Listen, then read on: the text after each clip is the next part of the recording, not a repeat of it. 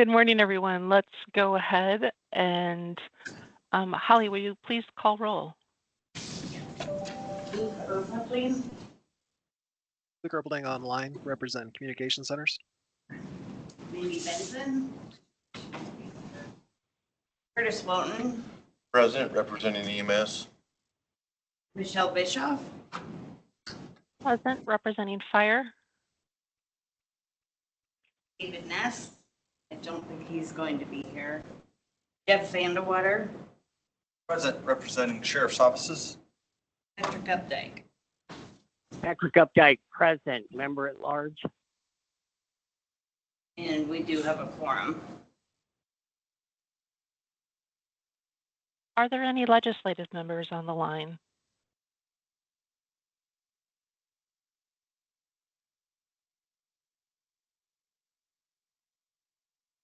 All right, hearing none.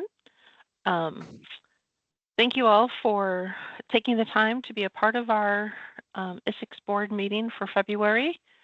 I will entertain approving today's agenda. I do have one change that is necessary. The item 5, approval of the meeting minutes from December 12th. The agenda, or that should read January 9th. The December 12th minutes have already been approved. So we'll look back to last month of January 9th. So would there be a motion with that one change to approve the agenda, or if there are any other changes, please make me aware of those.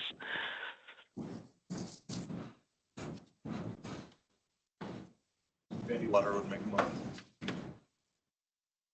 I have a motion and a second. Thank you very much. All those in favor signify by saying aye. Aye. Aye. Aye. Opposed, same sign. Motion carries.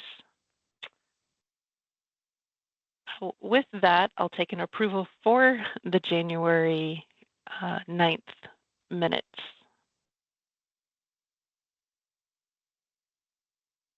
One motion. A second. Vandewater. All those in favor of approving the minutes from the January 9th Isicsb meeting, please signify by saying aye. Aye. Aye. Opposed, same sign. Motion carries. Thank you all. That brings us to the SWIC report. SWIC Nichols. Thank you, Chair. I have a pretty quick report. We had our DPS legislative night back on January 15th. We did also present at Fire School on January 26th, gave an Isicsb presentation to a pretty full room and had a good review of our presentation. And we have already heard back from a number of individuals who would like more information about the system. Obviously, Isicsb board meeting has been moved to the Teams platform from GoTo. Looks like that's working successfully. If committees want to move to this platform in the future, we can work with Holly to try to move that. Just let us know and we'll work with you and your committee to do that. It was Tuesday afternoon that subcommittee meeting was held on Senate File 89 that proposes some legislative changes to 80.29, which specifies board duties specifically.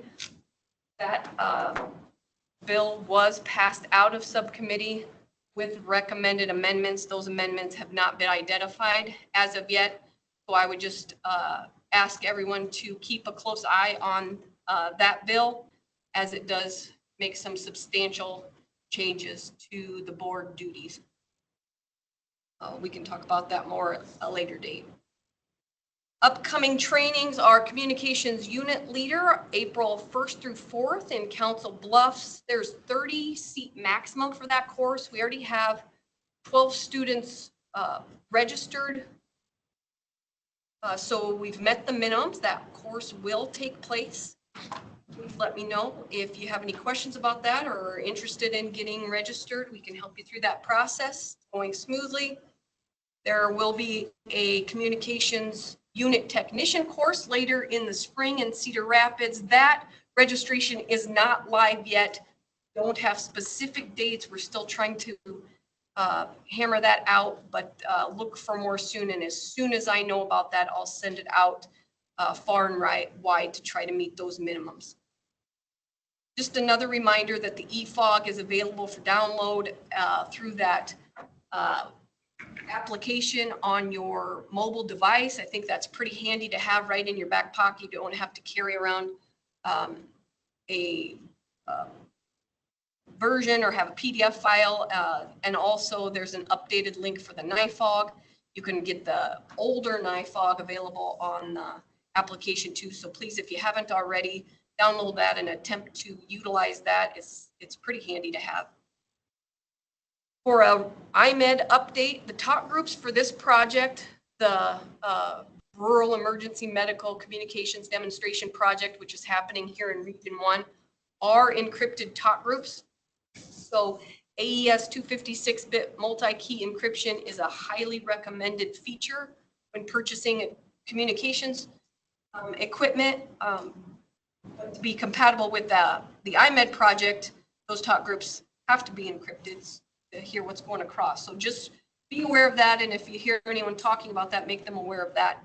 Radio orders have arrived for 4 of our counties just in the last week or so. So that's exciting. And we received a project manager and did our kickoff meeting for the WAVE portion of that project. So that's also really exciting.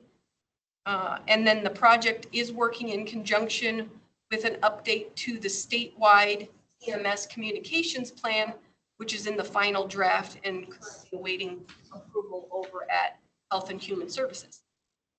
That's all I have now, unless there's any questions for me.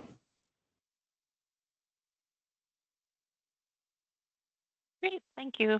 Are there any questions for Spick-Nichols? That brings us to the 911 Council report and Program Manager DeRushi. Thank you. Just as a reminder, the 911 Council meets just prior to this board's meeting. And if you missed it, those are recorded and put on YouTube for viewing after the fact.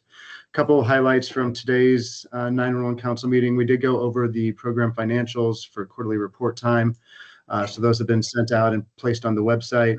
A couple legislative notes to pay attention to if you haven't already been. HSB 104 addresses 911 funding and Next Gen 911 transition. That is our department bill. It is probably well known in the 911 community. So that has a subcommittee meeting scheduled for next Thursday at 8:15. Obviously, that is subject to rescheduling, but at the moment, that's when it's scheduled. An additional bill to bring attention to is Senate File 271. That is by Senator Clemish, and that addresses voting membership on 911 service boards, and basically it would limit voting membership to in-county votes only. So if you're interested in either of those topics, I encourage you to go check those bills out. Another thing that will probably be of interest to a number of folks, April 13th through 19th is National Public Safety Telecommunicator Week. We generally do a little bit of a press release around that time frame, but we're going to do a little bit more of a concentrated media campaign with Telecommunicator Week this year. So there'll be an email going out here shortly, basically wanting to get to know telecommunicators, get to know their job, let folks tell their stories.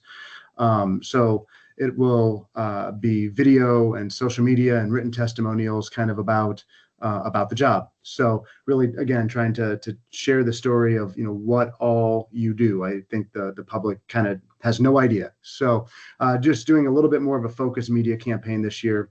And again, that information will be going out here shortly later today. Finally, we approved 2 applications for public education and training. The first, an approval for public education for a call simulator for Eastern Iowa.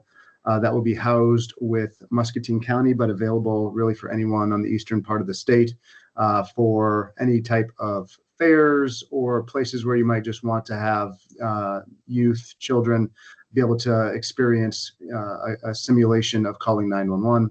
And then the other course that we approved, it was a training course. DPS was approved for the APCO CTO course. And that would conclude my brief. I would take any questions. Great, thank you. Are there any questions for Program Manager Darushi?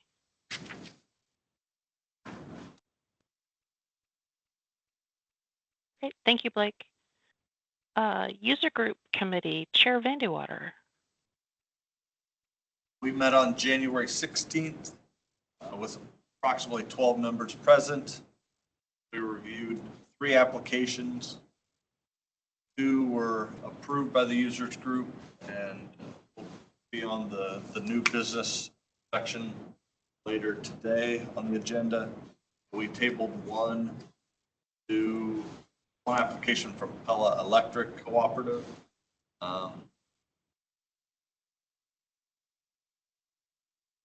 There was great discussion between the users group members, kind of seeking some clarification, some direction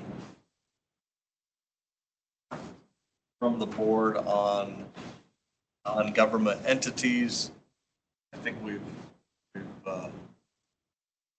someone else will address that later, but we've got some research and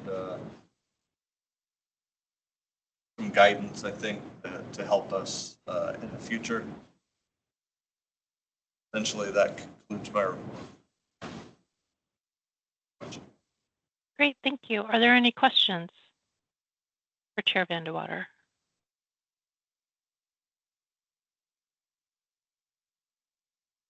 Great, thank you, Sheriff. Finance Committee and myself. The Finance Committee did meet this week and reviewed the financials. They are on the board in front of you.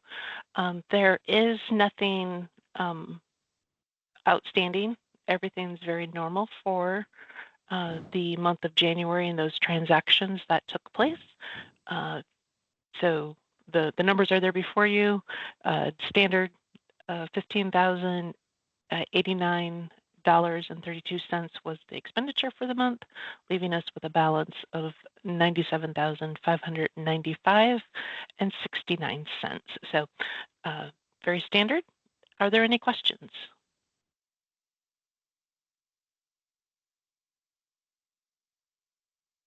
That brings us to the Governance Committee.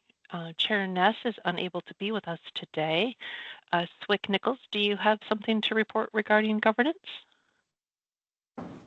Yes, Chair. We did discuss a couple of standards that we had in review and made non-substantial changes to 4.3.0 preventative maintenance. Holly could bring that up to show those non-substantive changes that we would like to put back into the put version 2 on the website and throw this back into the review standard 3-year revision process. So it looks like a huge change on that purpose objective, but really it was just rewritten in a way to restate the same sentence in a different form so that it matches the way that the rest of our standards read. And so it's the language has not changed. It's just switched it around, the words. And so Holly, if you'll just scroll down, I think there are just a few other minor changes. Same with this sentence, individual owners, you'll see that are responsible for the maintenance of the site and equipment they own, instead of the individual owners would then be responsible for the maintenance of the sites and equipment they own. Just very minor grammatical changes. And scroll on down. And here we changed the appendix. It was named Appendix E. And instead of trying to follow appendixes through the standards, the committee decided to just name it Appendix at the bottom of the standards so that we didn't have to try to keep track of where the appendixes were in the standard. So you'll see the appendix that follows is just now the appendix 4 standard 4.3. And Holly, if you'll just continue to scroll down. And there were some additions made to this appendix based on the group. This appendix is a comprehensive list of preventative maintenance checklist. So it's not, it's everything that you may check at your sites so that we can add to it. And a few things were added, but some places and subsystem administrators may not have all of these things to check. So we tried to add anything and everything we could think of. And so a few additions were added. And that's all I've got to mention about the standard.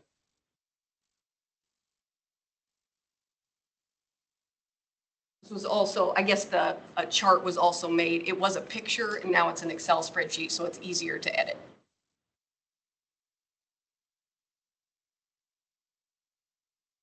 And that's all. There's the committee did determine it was non-substantial. It didn't change anything that the actual standard said. So we're just letting you, we're sharing the information, and that's the report for today. And this will be available on the website after today. Great, thank you. Appreciate that. Are there any other questions, or are there any questions for the governance committee?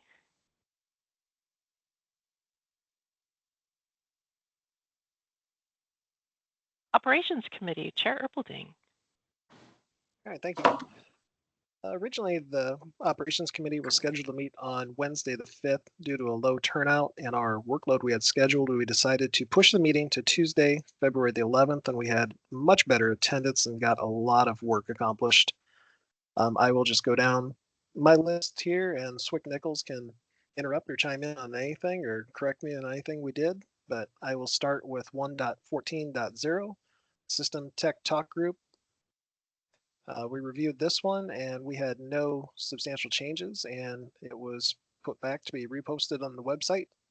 Swick Nichols, anything to add? No, that's correct. Okay. All right. We also worked on Isicsb Standards 2.12.6 over the air rekeying. We did a very deep dive into this one, did some minor language adjustments. And after asking more questions and answers, we're actually moving this now to technology. Any questions or additions to that, Nichols?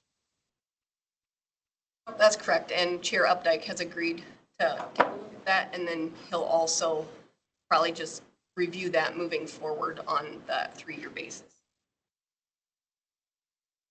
All right, very good. We also worked on Isicsb Standard 3.8.0, the emergency button. We will still be working on this at our next meeting. Again, we did some deeper diving into this on standards, including a little bit of discussion on where all emergency button activation would be allowed, including regionals, statewide tax, things of that nature, or home calling talk group. So a lot more work to do on that. And we also reviewed Isicsb Standard 4.8.0, notification for system changes and outages. A couple of minor language changes, most importantly, that we want to emphasize is having at least 2, if not more, email groups or notifications available to receive those updates. Something that's not specific to a specific user along those lines, something that goes to a agency whole is our recommendation and change on that. Nichols, anything else to add to that? Holly's got that brought up here. So we did make just a few non-substantial changes. One of those is this sentence here that it is also recommended that an organizational email address such as dispatch@agency.gov shall be used for all official communications related to system changes and outages rather than individual personal email addresses. This email shall remain consistent regardless of personnel changes to ensure continuity of operations and institutional knowledge. It is recommended that at least 2 individuals per agency register for notification of each service. That is highly recommended by our system administrators, so that when they send out notifications, they don't get kickbacks, or these don't get lost in the shuffle. And so that language has been inserted into this standard. And that is because we added that constraint that contact lists are difficult to maintain and keep current for such a large statewide system. I don't believe that this changes what the standard is saying per se. With the, I would leave it to the board if you believe that we can just move this in to the website as a version 2, or if you believe, I think this is the same standard. It's just changing what we call an email address. And I would like to add this back into the rotation. I think that's what the operations committee agreed was necessary instead of a 30-day comment period. Is that correct? Yeah. Yes, that was correct. Like we said, we had just the minor changes on expanding the email notifications, but the language remained the same. So that was our recommendation, to put it back on the website and not 30-day comment. Does anyone on the board object to accepting these modifications as minor and not putting it out for a 30-day comment period?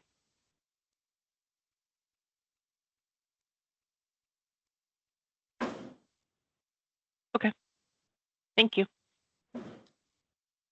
Chair Erpelding, proceed. All right, that would actually be our last item on our agenda. So that'll conclude my report. Any questions or comments?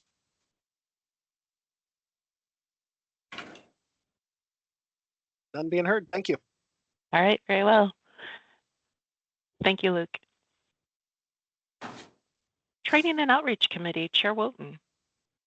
I at this time don't have any further to report. Still working on the white papers. Very well. Are there any questions for Training and Outreach?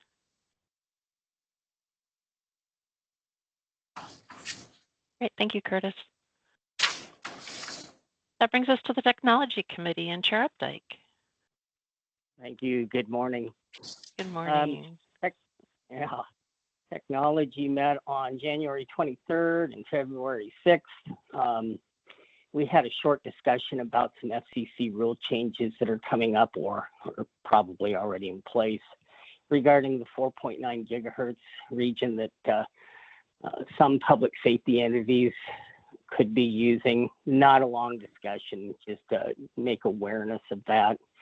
We had a short discussion on Senate File 89, and then the bulk of the conversation focused on Standard 1.10.0, which is cross-spectrum interoperability. So in the process of going through this, it was decided that we should change some of the wording in here as it relates to quote unquote patches and conventional resources. We thought maybe it was time to get a little bit more narrowed down in how we word things. And so we started inserting words like gateway, cross connects, those types of terms to make it a little bit more technical looking. We eliminated the use of the term LEA.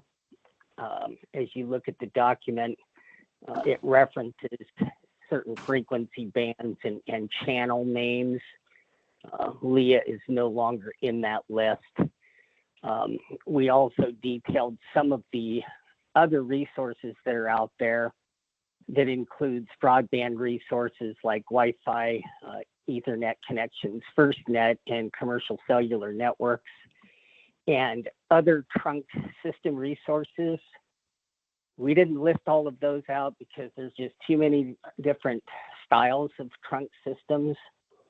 You've got your DMR Tier 3 trunking systems and just lots of things that we just didn't want to list in that.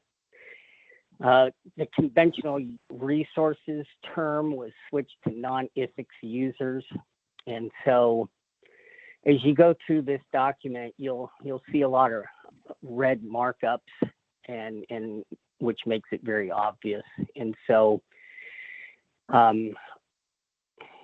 at the end of the day, we felt like this could go to a 30-day comment, which is later in the agenda. And so that's what we have for today's report. Great, thank you, Chair Updike. Are there any questions for the Technology Committee?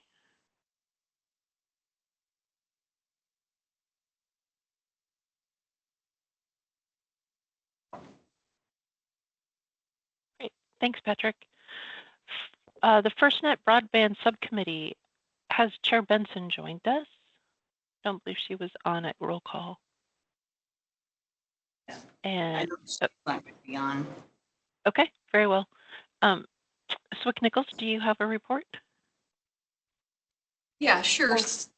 There was no subcommittee business. There was a report given on the FirstNet Command Central, and that's what the bulk of the meeting entailed. And I'm sure if they're on today, they'll give a short report on that. So that's all I have, unless there's any questions.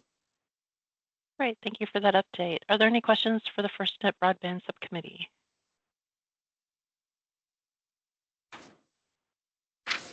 Very well, that brings us to other reports and information sharing among board members. Does anyone have any information that they would like to share with the other board members?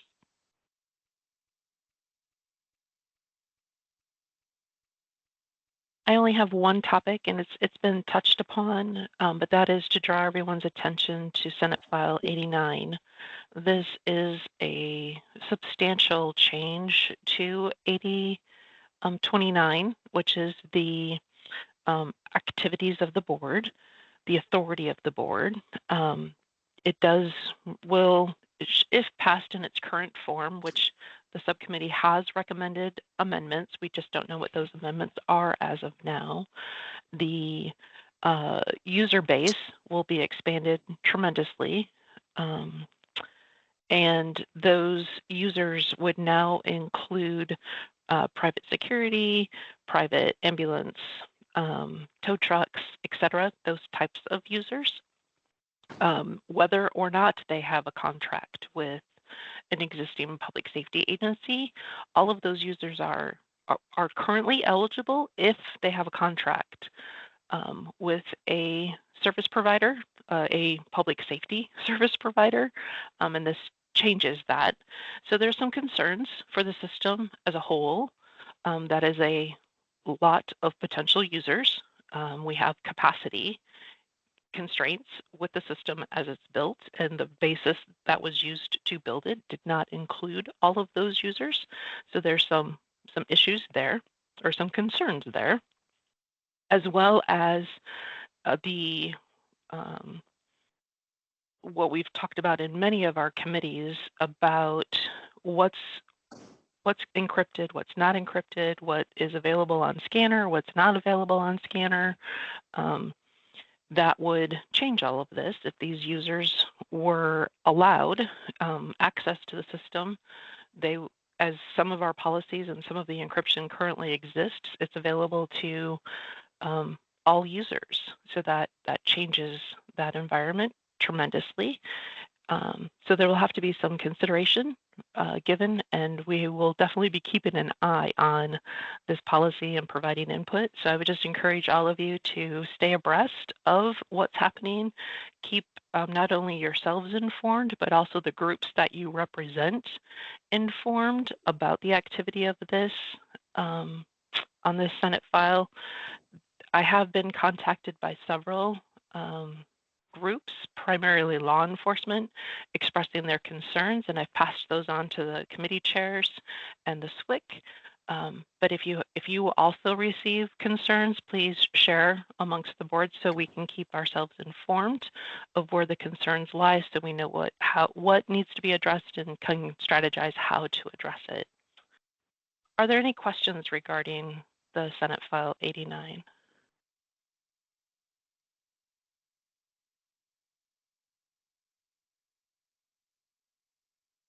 Very well. And last call, is there anyone else who'd like to share information amongst the board? Okay, hearing none, that brings us to our systems administrator report. Scott Richardson. Thank you, Chair. I will begin with an update on Isicsb maintenance. Our Isicsb Wingle site recently had a power beacon repaired. Those lights are operational now. Tama site has a side marker light out currently. That repair is to be scheduled. Recently was discovered, Cherokee site has 2 broken radomes, built-in antenna. Those repairs will also be scheduled in the near future. Finally, on maintenance, we did discover a propane leak at the Chickasaw site. That has now been resolved. That leak was discovered at the stand or riser pipe near the generator. Tank has been filled and it is now holding. I think we're good on that. On that, that's all I had for maintenance. Isicsb numbers for January 2025. Radios currently stand at 42,565. The talk groups are at 3,589. Last month, we had push to talks of 2.8 million.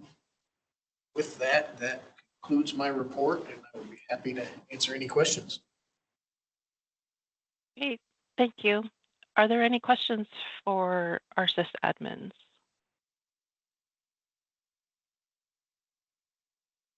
Great, thank you, Scott. FirstNet Authority, Tom Lampy. Can you hear me?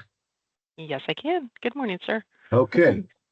So I'm going to give, good. I'm going to give a report on, I think you touched, or Swick Nichols touched on it a little bit. I updated the FirstNet Broadband Committee on the FirstNet Central changes that we initiated.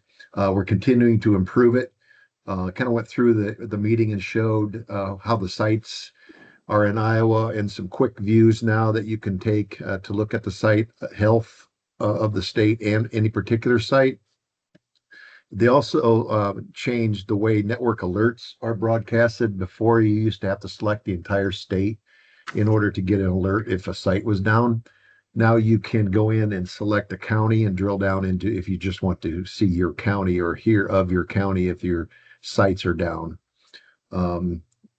for maintenance, or if it's a fiber cut or the service is affected in any particular way. The algorithm's based off a zip code, so if a site goes down, the algorithm will, if it's severe enough and there's enough sites down, the algorithm will turn the map in that particular state yellow. So it gets your attention, and you click on the yellow and it can describe what is going on with that particular outage. That was one of the main features of it. The other piece we've discovered is there's a lot of times when we introduced this years ago, FirstNet Central is viewed as a billing program more than really, it does a lot of other things. And I described what Uplift does, what the deployable requests through that, the status of the system, weather radar, public safety locations, hospital locations, all that stuff is in there. And I won't get in detail on the board, but that's the general what I did with the broadband committee, and I'll continue to help them if they need it. The other thing is a reminder of the 5x5 conference we have in Bellevue, Washington on the 3rd through the 5th of June. That will occur just like last year. It was in Chicago, so this is now in Bellevue. The other thing that's coming is coverage workshops, which I've mentioned before. With a broad stroke, we're going to do the entire country. With my region 7, I have till the end of the year to get that done. We can pick a date pretty much any time if we want to push it in May or June. I can work with your committees to do that. Whatever you feel is the best way to get the message for people to show up to express their concerns over where they think they need more coverage and where we're spending the money to put those tower sites. The other thing is we continue to plan for the FIFA event. Doesn't affect Iowa, but just FYI, we work directly with CISA. Kansas City is hosting some of these games for that period. So it's going to be a major event and test on the FirstNet system, of course. Along with that, we're working on initiatives on LMR Push to Talk. I'm working with Rick One with Chair Dennert on a demonstration of what we call instant interoperability on LMR LTE, and how quickly we can get people talking on cell phones for any type of event. So working on that as well. So that's all I have. If any questions, I can certainly answer them. Very well, thank you. Are there any questions for the FirstNet Authority and ComLink B? Great, thank you, Tom. You bet. That brings us to the AT&T update. Bart Blank. Hi, good morning, everybody. Good morning. Update as we continue with our network modernization across Iowa. I think the relatively mild weather so far this winter has helped us kind of speed some progress up. We've had updates done to areas of Storm Lake, Iowa County, Norway in Iowa County, Fort Dodge, West Des Moines, Dubuque, Pleasant Hill, Plainfield, and Waterloo, all in the last few weeks. Those have all been upgraded from the Nokia to the Ericsson equipment and have received the C-band spectrum as well. So that's continuing on. And to kind of piggyback off what Tom said with the FirstNet Central, anybody that needs help with reviewing access and getting the proper people access to what's needed, they can always reach out to me and I can coordinate that and help them along. So that's all I've got. Thank you. Great, thank you. Are there any questions for AT&T and Bart?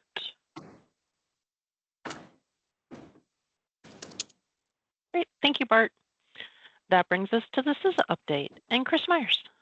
Good morning, Chair Bischoff, and good morning to the Isicsb board. Thank you again, as always, for the time.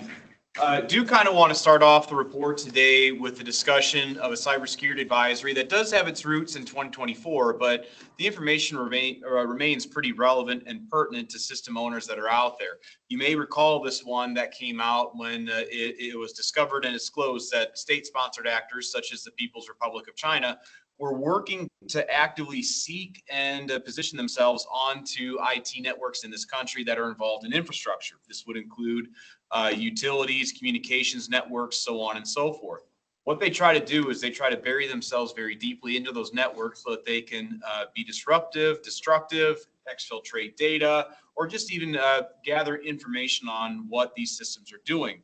That cybersecurity advisory outlined threats and targeted systems and also ways that they tried to accomplish what it was that they were trying to do. That cyber advisory also had some incident response suggestions and things like that, and is still available on the website to download. Now, where this pertains into the next slide is that there is new guidance out there that may address some of those stepping stones onto networks that state-sponsored actors may take. This guidance and strategy to protect edge network devices is now available for download. And you may be thinking to yourself, what is an edge network device? An edge network device are your firewalls, routers, VPN gateways, Internet of Things devices, servers, and other types of operational technology that are on your network near the edge that you set it, and then a lot of times they get forgotten about because most of the times you don't think about these things unless they stop working. Now, the thing here is that those are vulnerable just like a computer system would be on any network. And through an international partnership, there are now 4 documents available to help agencies look at those edge network devices that may be stepping stones for state-sponsored actors to lock those things up. There's 4 documents that are available for download. They all align with CISA's Secure by Design concepts as well. And even though they're from 4 separate entities across the world, they are all linked on one website through ours, actually. And that link is on the bottom, and those documents are pretty good reads as well, especially for your IT-minded folk. Of note with this group is that they do have an executive guidance and a practitioner guidance. So they separate out the executive level versus the ground IT level to make sure that everybody is on the same page with what needs to be done potentially. Next page, we have a new document for AI guidance, specifically a collaboration playbook. This was released in January, and it is basically geared towards the entire artificial intelligence community, whether it's a provider, developer, or adopter, for voluntarily sharing AI-related information with CISA and the Joint Cyber Defense Collaborative. The goal here is that AI is a very rapidly evolving front of technology, And information sharing is super important, especially when it comes to how agencies choose to adopt AI, vulnerabilities they may have found, and ways they are trying to protect those systems that are now incorporating AI into their processes. This is available for download on our website. This is a very long read and likely geared towards your IT-minded personnel, but let's say you're a PSEP and you're thinking about adopting AI as a means of taking non-emergency calls. This would be a good read for your IT people and for your leadership within your PSEP to at least consider. Next slide, we do have some new information and guidance that's geared towards secure by demand. This is looking specifically at operational technology. And chances are, if you have a system within your organization that you use for public safety, there's probably some OT in it somewhere. Now, the thing here that is, I think, most relevant to this document is that cyber threat actors are targeting particular types of operational technology as opposed to organizations. What that means is that someone in, say, the financial sector may be using operational technology that is similar to what you may use in your systems for payment in counties or cities. And because someone in the finance sector is using that type of technology, your incorporated technology in your system may also be a target for the same threat actors, even though fundamentally you may be looking at doing different things. This document does outline 12 key security elements to factor in when you're looking to buy OT and try to make sure those things are locked down. This is available on our website for download, or if you want a direct copy of it, you can get in touch with me or Swick Nichols. So last new document and product suite that came out this month is the Active Assailant Emergency Action Plan. This is released as of, I believe, last week, and it's designed to provide organizations and venue operators with tangible guidance to assist users with developing an emergency action plan, especially for those that may not be familiar with this type of thing. It is designed to apply and appeal to all types of gatherings of people, whether it's a festival, whether it's a large meeting, a conference, you name it. But it does have comprehensive options and examples that people can use along with other resources that are aligned to each section within that template. That is available for download as well from our website. Otherwise, if you want a copy, you can get in touch with Swick Nichols or myself. Technical assistance. You may recall that we had our open season request period in October. The next one is coming up in April, and there's going to be some logistics that have to be discussed with your SWIC and those that would have an interest in technical assistance from CISA. The new submission period is going to be April 1st to April 30th. If there's no updates to the submission that we received in October, it's going to be assumed that the previous #2 request would be the priority for this period, and in all likelihood, it may end up getting accepted. We want to make sure that that is reflective of your current needs, wants, and desires. So I will be looking to meet with you all here over the next couple of weeks to figure out what the plan of approach and strategy is going to be for this technical assistance. Lastly, we have a fairly large amount of things that are happening within the region. We do have some scheduled courses that are open for regional attendance. We have a tactical dispatcher course that is taking place March 11th through the 14th in Bethany, Missouri. That is just across the Iowa-Missouri border, down a county or so. We also have an incident communications manager course that is taking place the following week in Bethany at the fire station. I know in the past there's been a few people within the Iowa structure that have expressed an interest in an incident communications manager course. There is one available and it is open for regional attendance. Also coming up March 3rd through the 7th, there is a communications technician course in Lee's Summit at the police station. That is a FIFA-focused delivery. So if you want to kind of get familiar with Kansas City and some preparations that are ongoing for a fairly sizable event, here's your opportunity along with the course. And again, one last item to point out for the group here is there is a very large RecWig meeting that's coming up April 15th through the 17th in Jonesboro, Arkansas. The RecWigs live underneath FEMA, and these are designed to bring together a lot of different stakeholders to talk about disaster response. And in all likelihood, given the proximity and location, something like a New Madrid seismic event would likely be on the agenda as well, among other things. That is available for regional attendance as well. Your contact for the RecWig would be Mike Foster from FEMA. That is my report for the month, Chair Bischoff. I can go ahead and take any questions. Thank you, Chris. Are there any questions for CISA and Chris Myers on the information that he shared with us?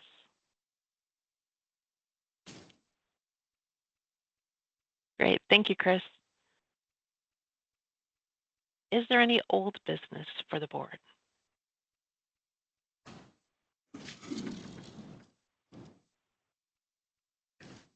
That brings us to new business. New Isicsb user approval. Chair Vandewater, would you like to introduce these topics? Sure. Thank you. The applications appearing on the agenda for the Iowa Department of Corrections, 7th District, and Offutt Air Force Base Fire and Emergency Services have passed out of the users group committee, and I would make a motion for the board to approve the applications for those two entities in order that they be granted access to Isicsb. Fantastic. There's a motion on the floor. I'll entertain a second. Vote no second. Great. We have a motion and a second. All those in favor of approving the Iowa Department of Corrections 7th District Level 2 and Offutt Air Force Base Fire and Emergency Services at a Level 1, please indicate by saying aye. Aye. Opposed, same sign. Motion carries. Our next item is approval of a 30-day comment on Isicsb Standard 1.10.0 cross-spectrum interoperability. This item was talked about by Chair Updike in his report. Patrick, do you have anything further to add? No, I do not. Very well. Would you like to present a motion? I'd like to make a motion to put this out for 30-day comment as it is written on that document. Very well. Is there a second? Purpleding will second that. Great. We have a motion and a second for putting out the cross-spectrum interoperability standard for a 30-day comment period. All those in favor signify by saying aye. Aye. Aye. Opposed, same sign. Motion carries. Holly will be putting that on the website, and it'll be open for comment should any of the public or interested parties care to weigh in on what that standard should say. That brings us to public comment. Are there any members of the public that would like to address the board?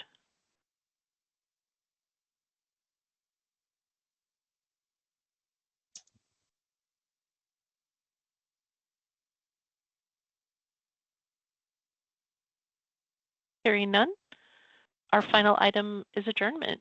I will entertain a motion to adjourn. Vandewater?